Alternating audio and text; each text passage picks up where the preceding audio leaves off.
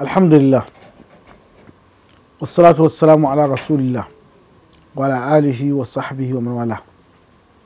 Allahumma allimna ma yanfa'una wanfa'na bima 'allamtana wa zidna ilman ya rabbal alamin.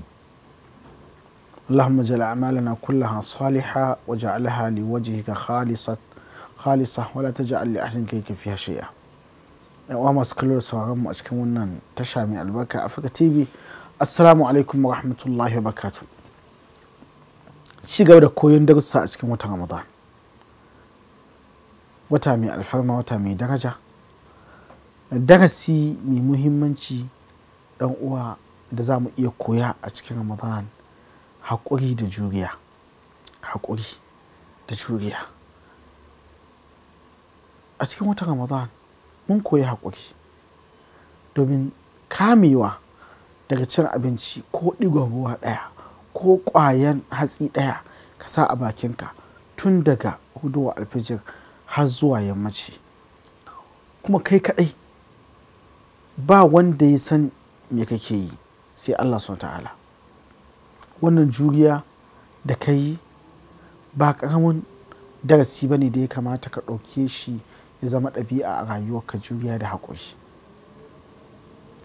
juriya akan ƙiyamun lail, juriya akan ka tashi ka yi sahur lokacin da ka san galibi kana bacci a tashi ka domin ka yi sahur, juriya akan tsare ibadu, haƙuri da duk wata yunwa da ƙishi da zaka ji domin Allah kawai. Wannan ba ƙaramin darasi ba ne. Don haka ya kamata mu kasance masu juriya, masu haƙuri, masu wato duk abin da muka sa a gaba mu dage mu jure mu ga mun kai ƙarshe mun samu fa'idan shi. Kada ya zama kai duk abin da ka kama baka da tabati. Idan ka fara yau za a ga ka bari jibi, baka iya juriya, baka da dogon numfashi, baka da dogon shaƙo da za ka yi haƙuri ka cimma burinka. Kasuwanci ne kana fara nan, kai kana so ka samu kuɗi rana ɗaya, kana so ka ci maburinka rana ɗaya, to wannan ba za a same shi ba. Duka al'ummomi na duniya ko waɗanda muke zamani da su yanzu na, musamman Yahudawa da ake magana, ba abin da ke sa su ci nasara irin juriya da dagewa akan ɓannarsu.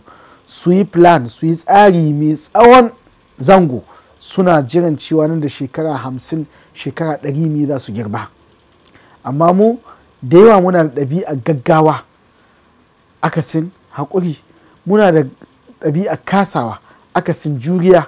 Don haka da mun fara abu muna ganin cewa ya kamata yanzu na a samu, muna ganin cewa ba a samu kawai a bar wannan, ba natija a wuce wannan. Idan muka duba duk al'ummomin da suka samu abubuwan da suka samu, sawa'un na ilimi ne ko na dukiya ko na matsayi, ko waye wanda ya samu wani matsayi a duniya, ko ya samu wata dukiya a duniya, ko ya samu wani ilimi a duniyan nan, ka je ka tambaye shi sai ka ji rayuwar shi daga inda ta fara, sai ka ji ya wuce da rayuwa ta wahala, haƙuri ya yi, sai ka ji ya sha, ya yi niyan ya fasa da yawa amma ya jure ya ƙarasa, sannan Allah subhanahu wa ta'ala ya kai shi inda yake. Don haka samarin mu, yan uwa, kowa mu koyi wannan ɗabi'a. Ramadan duk shekara yana zagayewa domin ya koya mana ɗabi'an juriya da haƙuri da dagewa akan abin da muke so mu cimma har sai mun cimma shi. Za ka ji kishi amma za a ce jure tun kana yaro. Za ka ji kishi ka san ba za ka sha ruwa ba, haka za ka yi haƙuri, haka kai kana jin kamar za ka mutu saboda kishi, yunwa ta dunkule kan lokaci haka kasa magana, amma duka juriya kana daddagewa haka kai inda ake bukata. To haka ake so a rayuwa, yi juriya, daddage kamar za ka hau dutse, za ka kangaro amma ka riƙe wani abu, haka Allah subhanahu wa ta'ala ya sa ka kai a rayuwanka. Wannan darasi ne babba da za mu koya a cikin Ramadan. Allah subhanahu wa ta'ala ya samu dace, ya muna tawfiqi. Wassalamu alaikum wa rahmatullahi wa barakatuh.